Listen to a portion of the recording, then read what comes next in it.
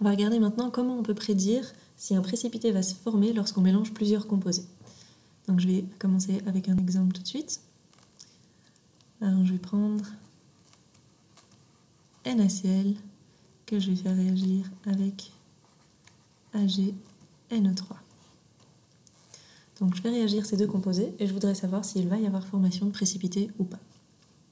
Alors la première étape, c'est de se demander quand je mets ces deux sels dans de l'eau, qu'est-ce qu'ils deviennent. Donc je vais le faire ici séparément. NaCl, oula, Cl, solide au départ, qu'est-ce qui se passe quand je le mets dans de l'eau? Donc on va regarder dans le tableau ici, est-ce que NaCl est soluble ou pas? Donc le Na+, est ici, le Cl- se trouve là, et donc au croisement des deux, je trouve une boule blanche qui veut dire que NaCl est soluble, donc oui, il va se solubiliser dans l'eau. Donc je peux écrire sa décomposition en ions Na+, Aq, et Cl- Aq. Je vais faire la même chose avec AgNO3, qui est solide au départ, que je mets dans de l'eau, et je me demande s'il va se solubiliser ou pas. Et donc je cherche Ag+, dans mes cations, Ag+ est ici, et je vais chercher NO3- ici, et donc au croisement des deux, hop, je trouve de nouveau une boule blanche, donc AgNO3 est soluble, et il va se dissocier en Ag+, Aq, et NO3- Aq.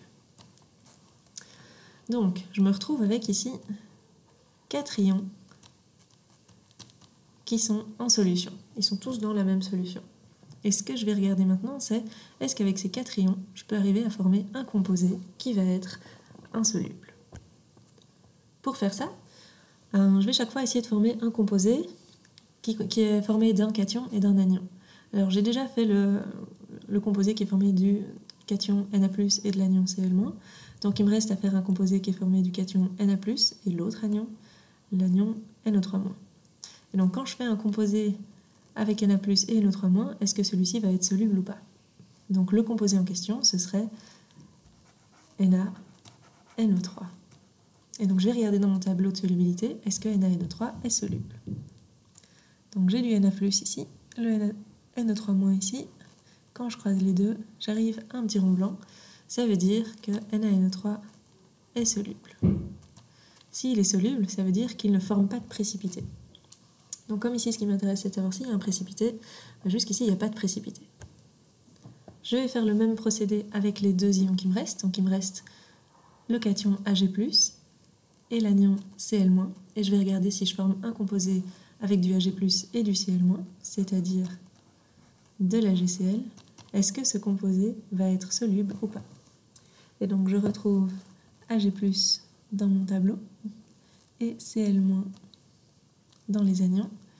Je croise les deux et j'arrive sur un rond noir. Donc un rond noir, ça veut dire que mon composé est insoluble. Et s'il est insoluble, ça veut dire qu'il va rester sous forme solide. Et donc le AgCl va être un précipité.